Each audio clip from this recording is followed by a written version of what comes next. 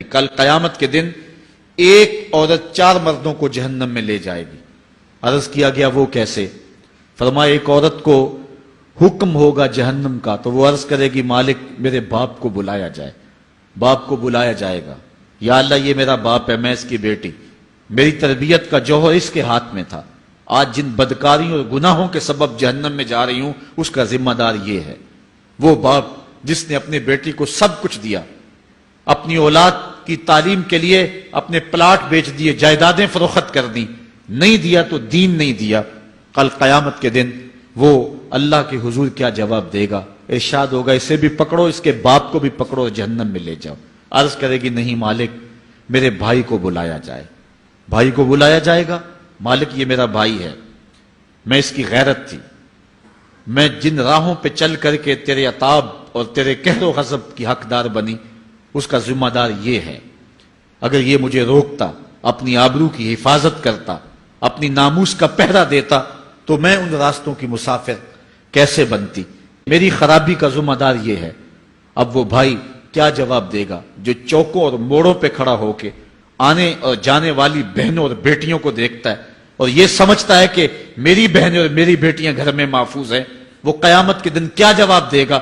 ارشاد ہوگا اسے بھی پکڑو، اس کے باپ کو بھی پکڑو، بھائی کو بھی پکڑو، جہنم میں لے جاؤ۔ عرض کرے گی نہیں مالک میرے شوہر کو بھی بلایا جائے۔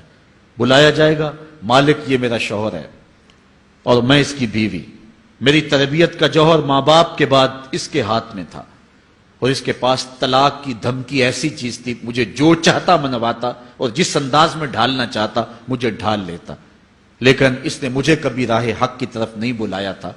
وہ شوہر کیا جواب دے گا جو خود اپنے دوستوں کو چائے پہ بلا کے اور اپنی بیوی کو سامنے برہنہ منہ بٹھا کے بعد میں اس کے حسن کی داد مانگتا ہو، بتاؤ بھابی کیسی ہے؟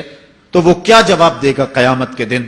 ارشاد ہوگا اس کو بھی پکڑو، اس کے باپ کو بھی، اس کے شوہر کو بھی اور اس کے بھائی کو بھی جہنم میں لے جاؤ۔ عرض کرے گی نہیں مالک میرے بیٹے کو بھی بلایا جائے۔ بیٹے کو بلایا جائے گا، مالک یہ میرا بیٹا ہے، میں اس کی ماں ہوں، میرے سینے میں اس کے لیے تڑپتی ہوئی ممتا تو نے رکھی تھی، یہ روٹھ جاتا تو زندگی اجاڑ ہو جاتی، جو بھی چاہتا ضد کر کے منوا لیتا، مجھے کسی کے گھر کے برتن بھی مانجنے پڑے تو میں نے اس سے بھی گریز نہیں کیا، اس کی ہر فرمائش کو پورا کیا، اپنا زیور بیچ کے اس کی تعلیم مکمل کروائی۔